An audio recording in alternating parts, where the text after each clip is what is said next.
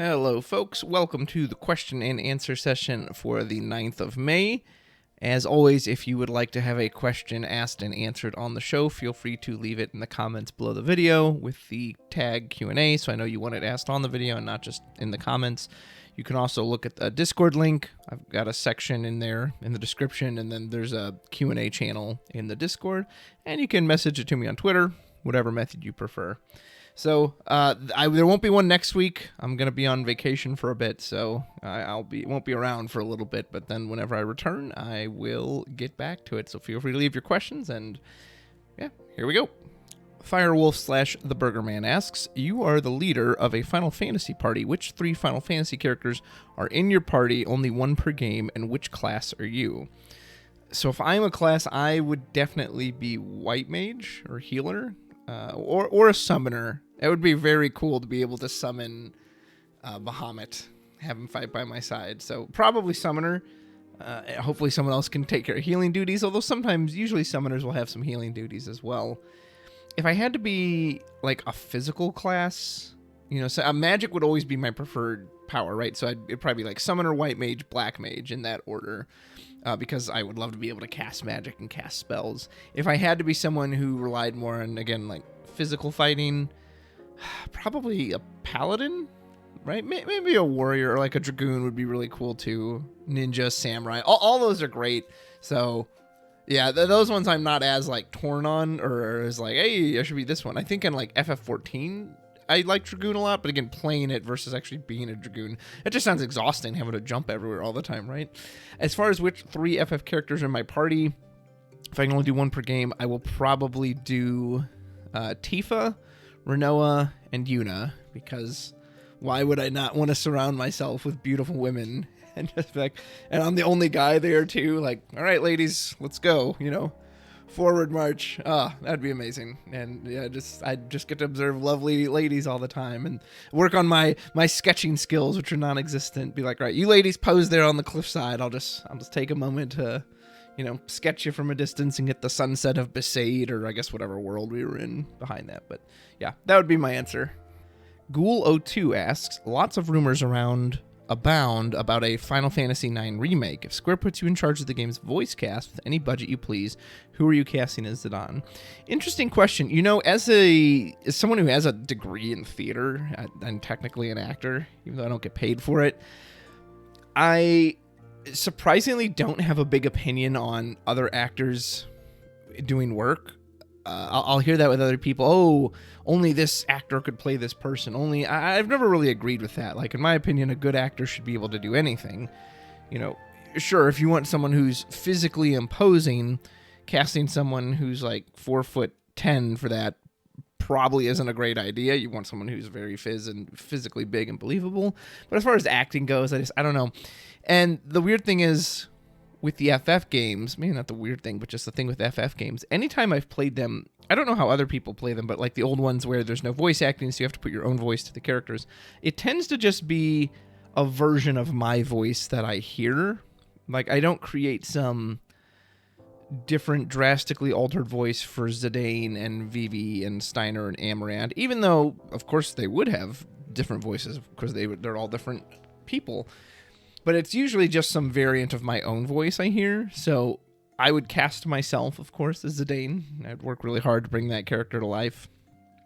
I can't think of a prominent actor or voice actor that I'm like, oh, wow, they'd be perfect for Zidane. Because, again, if they can embody him, I think they'd be perfect.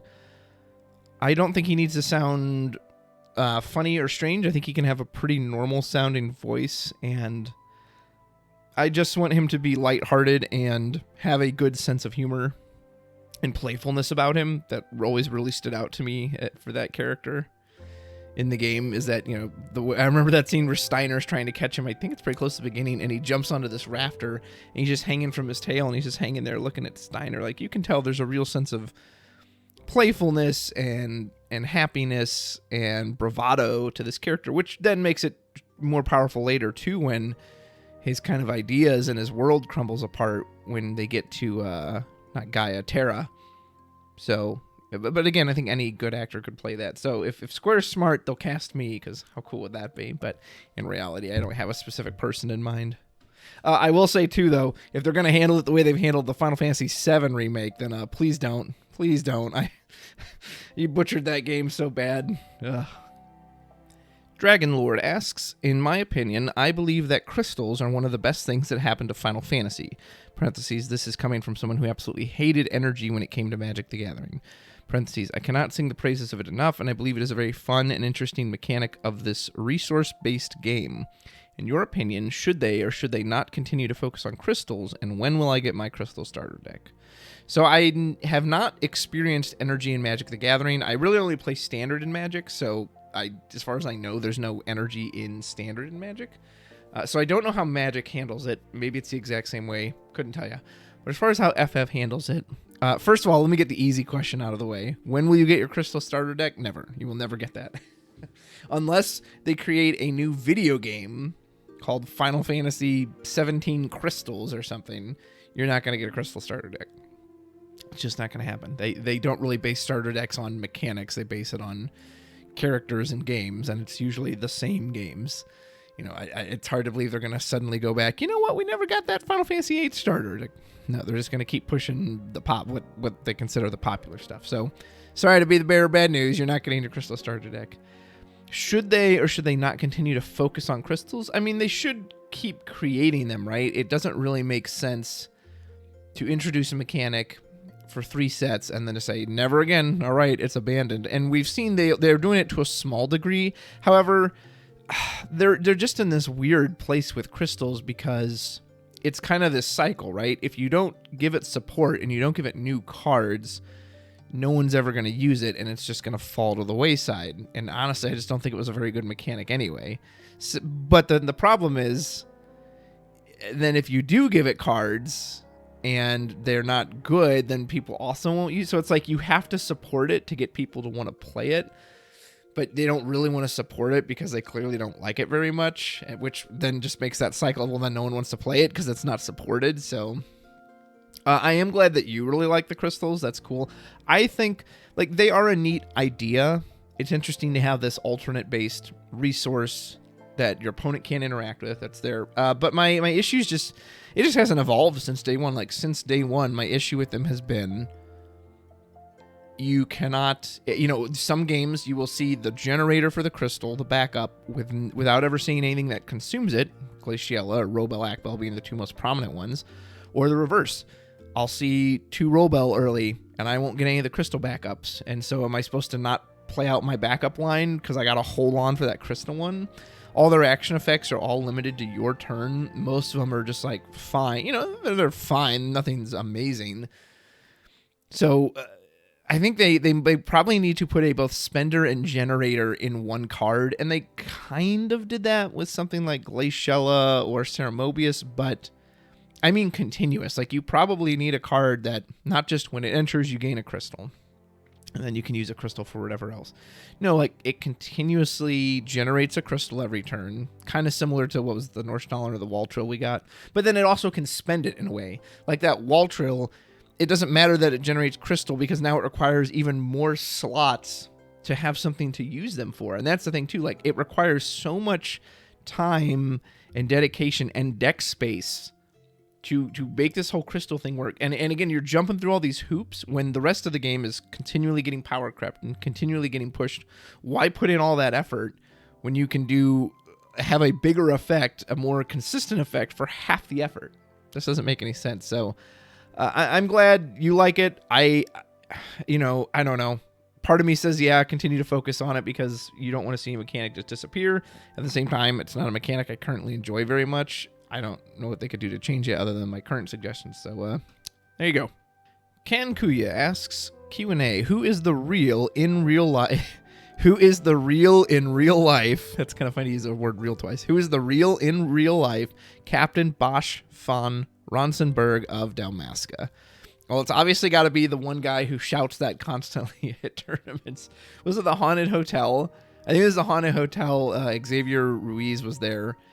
And it must have been 3 or 4 times on stream. You would just hear that from the back of the room. I'm Captain Bosch von Ronsenberg of Dalmasca. Just gets shouted over and over again. So if it's not that gentleman, I don't know who else it could be unless there's someone else who's the spitting image of Vaughn and or Bosch, which I don't know of anyone in the world who looks like those two. So, yeah. Kirjan asks, do you think Final Fantasy TCG should start creating original characters and or storylines? So in Magic, I do believe there is a lore dedicated to the cards, and as I'm playing these cards with my friends, they'll say, oh yeah, that happened because such and such happened in the storyline, and that's why that character looks that way now, which is kind of neat. Like, it does, I've never bothered to sit and do like a lore dump and sit there, let me research everything about this character. But it has made me curious about them, and I will look, oh yeah, because I love Jace the Perfected Mind. That's my favorite Planeswalker. And so, yeah, he got completed or he got taken over by Phyrexia. How did that happen? I kind of look up a little information on him. So it is interesting to have that. In Final Fantasy, it's a little different, right? Because all these characters come from a game where their world and their story has already been told and set. Whereas Magic kind of can just, these are all original characters, so they can make it up as is. I don't need to look at, what happens to Cloud next? Well, I know what happens to Cloud. I go read, play Final Fantasy VII, not the remake. And that's what happens to Cloud. I think at some point they could absolutely create original characters. I don't think they ever will. I think they're very tied down / locked into, nope, it has to be pre-established characters. I don't think they'll ever do that. However, before they ever get to that point, they need to flesh out the characters they already have. Again, there are so many games where certain characters barely get any representation. 9 is always the first example that comes to mind. There's no cards for any of the Tantalus gang members. There's not one for Sir Fratley. There isn't one for, what's-his-face, Dr. Tot. Amaranth has one, but it's terrible, and he's a main party member. Lonnie got, a single card. Necron has one. Like, there's so many more characters who don't even have any cards in that game. Queena's master. Quan, is that his name? Like, there's so many, characters that some of them are bigger, some of them are smaller. Ruby from the Tantalus gang. But I remember them, and when I play the game, I remember, they help fill out the world, and they don't have any cards. Don't worry, we'll get our 18th Lightning. We'll get, Jack Garland from Strangers of Paradise, even though there's characters who've just been dying for cards forever. So fill out those cards once all the, characters with actual lines and dialogue get cards. Okay, then maybe we can start creating original stuff. But, I don't think they would. I just don't think they're going to do that. Katsumoto asks, are there any decks outside of meta that you find viable for competition? I honestly don't know what I consider meta. I just know that what I've been told is meta. LOL, parentheses, Mono Wind, Ice Wind, Storm, Avalanche, Tone Point, stuff like that. Well, I suppose it kind of means, it depends on what you mean by viable for competition.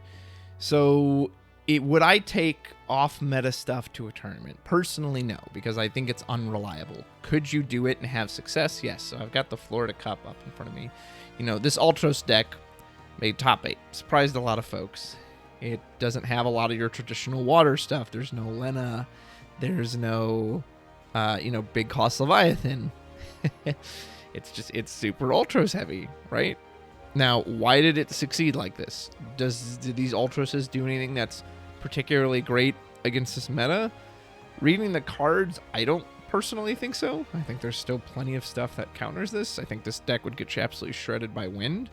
Do I think this mono water that Justin Jacoby had is more traditional and more traditional meaning just hey, what you'd expect in the current meta? Yeah, absolutely. At the same time, did the Ultros one do well? Of course, obviously it did. So if by what you mean meta is can it do well? Pretty much so many decks can do well on the day of a tournament, because what is so important is how practiced is the pilot. Practice is a huge thing. If you just grab something that morning and said, I'll try this, you're probably not going to do super well because you're not practiced with it. But if you've practiced this deck a lot, you can make even decks that maybe aren't considered great just seem amazing because you really know the lines, the ins and out. So that's part of it. The other part being that, how practice is it? How strong is it? How competitive is it? So, again, I think you could take any solid deck to a tournament and do really well. The Australian Materia Cup Dragoons made top second. I don't think Dragoons are good. It made second place. It did well in that tournament. If you ran Dragoons against Wind 20 games in a row, I think it would get destroyed. I think it would get destroyed against Ice Earth. I think it would get destroyed against Soiree. I think it would get destroyed against a lot of stuff.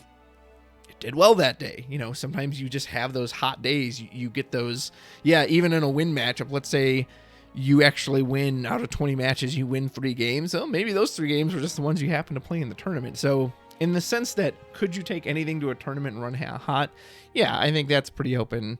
Now, is there consistency with any of that? Probably not. Like, I think Cadets, Type 0 Cadets, has enough cards and powerful effects on them that they could do well in a tournament. Are they consistently going to do well? Probably not. I'm not going to bank on them. I'm not going to trust that they're going to make a top 8. They can. Absolutely are able to do it. But it's something like Soiree, a lot more reliable and just, very straightforward, and, you don't have to, like, bend your body backwards to try to get that deck work. Yeah, 100%. So for tournament purposes, could you run kind of anything you want and potentially do well if it's the right day for you? Absolutely. Is it going to be consistent? I don't think so. Soranoka asks, what do you think will come as the next promos? Unfortunately, I'm not a great person to answer this question because I don't really get promos anymore, as I don't have a shop to go to. Some generous viewers will sometimes send me some, which, if you're one of those viewers, thank you so much. I do appreciate that. What will come next? I don't know. What do they even pick? Some of the stuff they pick almost just seems to be at random, like throwing darts at a dartboard. Tyro could have used a promo quite a long time ago, but especially now that he's being a gift or a prize at some of these championships and these store events, probably won't be him. I don't know. Sometimes they'll do cards. Oh, Typhon. Yeah, that's a good card. Like, that's a good card to have a promo of. Susano. Okay, that makes sense. Orin is like, okay, I mean, kind of neat, I guess. So I couldn't honestly say. I'm sorry. I'm not well versed in. I don't even know what most of the current promos are, other than, like, I'll see them randomly. So I apologize. Transcendent Lance asks, if you had to pick one Square Enix IP to be in Final Fantasy TCG that's not FF, what would it be and why? First thing that comes to mind is the Chrono series, so Chrono Trigger and Chrono Cross. I love both those games. I think both are very good. I've got a lot of characters to pick from. They've got some fun, rich lore of their own. I don't know if I would want a crossover, though. I do kind of like the sacredness of Final Fantasy characters are the ones in the Final Fantasy trading card games. Magic did something recently where they had some cards where you could get, like, Transformers. You could get the Transformers cards, right? And granted, Magic's been around 30 years, so maybe when you get that old, you're like, okay, we gotta do something new. Now it's time for the crossovers. But me, even for all my, like, boredom with Final Fantasy, that I've been around long enough for it, I don't think I'm at the point where I need characters in it that aren't FF, but if I had to, I would 100% pick the Chrono Trigger cards and the Chrono Cross cards. I think that would be really cool. P Daddy 65 asks, what is the best avenue for someone to get started in the game, whether it be starter decks, net decking, etc.? That is a very good question. Locals is huge. If you have a local shop you can go to once a week, play with real people, hopefully who know what they're doing, and know what they're talking about, so that you're not both just asking questions. Like, it was really fortunate for me that when I played, there was very knowledgeable people at my locals that were able to pretty much answer almost every question of the game. Like, our judge was very knowledgeable, and a lot of the players they knew stuff too. I had a Nationals and a Worlds player there too, so he was, you knew you had good competition. So that really helped me because they didn't pull punches, which you could argue whether they should or shouldn't, but they didn't pull punches. It's like, nope, you're going to learn the hard way. Like, I'm not going to take it easy on you because you're new. I'm just going to beat you and beat you and beat you. Now, luckily, I had the personality type that I have perseverance as one of my traits, so I wanted to get better and I wanted to keep trying it because it was very frustrating early on trying to learn everything. But other people might be driven away by that. Like, there might be players that you need to take it easy on them. Otherwise, they're just going to quit and say, yeah, this just isn't worth it. I'm tired of getting blown out constantly. So a locals is huge. But let's say you don't have access to that. I would say watch great YouTube channels like myself and YYT as well. I really like theirs, especially their deck techs. What's good about them is that to me, like, Steve does a very good job explaining why he thinks something is good or should be in there. Whether I agree with him or not, there's sometimes he says stuff I'm like, I don't think that's correct, but I understand where he's coming from, and to me, that is important, is understanding where the creator is coming from. Whether you like them or not, or agree with their position or disagree with them, it's important to know why they do the things they did. That's one of the things that frustrates me about the design space, is that we have no insight to what the design team thinks or wants. If we knew that, that would go a long way. Because even if I disagree with it, even if it's like, no, I think they're wrong, like, that's not how you balance, blah, blah, blah, blah, blah. But at least I know, but I know where they're coming from. So I would recommend, starter decks have been pretty good lately. The Final Fantasy X one, the Final Fantasy 13 one, the Avalanche Shinra one is still pretty good. The Cecil Golbez one was pretty forgettable. Wouldn't worry about that. The Anniversary Collection set comes in this nice box, this Squall box. Yeah, this is a good one. It has a lot of old staple cards. So I would say stuff like that. Beyond that, you'll hear a lot of people say this. I would buy singles. I wouldn't necessarily buy booster packs. There's just so much fodder in a lot of these boxes. It will be beneficial for you financially in the long run to just buy directly the cards you want. Don't waste your money. Like, if you're trying to get, there's a guy in my Discord looking for a Robel Akbel. Don't buy a box of Opus 15 hoping you pull a Robel Akbel. Like, you're going to get so much junk. I mean, maybe you'll get one. Maybe you'll get lucky and you'll pull 3 of them. You'll get a full set or more. But, like, it might be cheaper just find him directly. Now, granted, he's probably hard to find, so maybe that's a bad example. But, yeah. So, I would say those starter decks. Net decking, I don't care about net decking. That's fine. Go to FF Decks. Look at one of the tournaments. Oh, what was that, the Florida Materia Cup? What was that, the Australian Materia Cup? Okay, I'll try one of those. Having reliable people to play with, too. People you trust, people you know who, again, that they know what they're talking about. So that would be my advice. And last but certainly not least, Lance, Funky Town Hooligan, that's a funny name, asks, do you think your locals would ever pick up the game again? I can say with 100% certainty, no. They're not coming back. They will not come back. So, time for the sob story, or maybe just not sob story. Maybe it's okay. Let's just tell this. So here's what happened. My locals, before the pandemic, was quite thriving. We met at a fantasy shop on Monday nights, and there was pretty reliably, I'd say 10 to 14 of us on those Monday nights. If we ever had like an 8-person tournament, it was like, oh wow, that's kind of light today. That's surprising. But there was a good invested solid group, and there was other people too who would come out for pre-release events or the first set of a new opus, and they would get into it more. And we had several people who were planning to do the full competitive season. One of my friends, he was going to buy a ticket to every single event. He had already bought his ticket to, I think it was Tampa Bay. I think was the first one in Florida. He was going to fly. He was going to go to all of them. It was his goal to, go to Nats and do really well. And Cody Snodgrass, I know, would do that too, of course, and he's still doing it.